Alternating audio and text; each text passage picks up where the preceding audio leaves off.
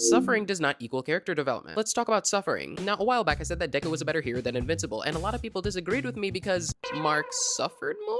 But something I realized is that this exact line of thinking is the exact reason why fans have a warped perception of this character's nuance or writing, primarily because of the trauma they went through. Fans project their sympathy onto a character and then mistake that emotional reaction for good writing. And due to this misunderstanding, fans often have difficulty criticizing the media, primarily because of the suffering that's depicted throughout the entirety of the show. Yes, in regards to physical suffering, Invincible has suffered way worse than Deku has, but physical trauma with no growth is simply just physical trauma. So when fans respond to my video and they say it's justified for Mark to be a bad superhero because of all the trauma he went through, that tells me that Mark has learned nothing from his experiences, or at the very least, is a dumbass, a pussy, a quitter. Theoretically, if Mark went through a period where he was greatly injured and then as a result of that he learned how to be more evasive in battle the next time, that would be him learning and growing as a result of him being hurt. But Mark doesn't inherently do that. Instead of dodging, Mark takes the vast majority of the hits thrown his way, the likes of which result in him being hurt more often without actually growing from it or learning from it. Opposed to that, one of the earliest issues that Deku worked on was utilizing his ability without actually hurting himself. That was an example of physical trauma being bestowed upon him, and as a result he learned from it. And that's something I feel like a lot of fans are forgetting. Physical suffering is not a justification to be a bad hero. It's literally Hero 101 that your trauma doesn't have to affect your willingness to save people. Nevertheless, if a character is succumbing to extensive physical harm, they should learn something from it, because without a lesson it comes across as extensive unnecessary gore. So not only does Mark get put through the ringer, but he never learns or takes away anything from those experiences, the likes of which call into question the point of his suffering in the first place, as well as calling into question the necessity of the sheer amount of gore that's depicted throughout the show, the likes of which on that half isn't even Invincible's fault, but instead the author.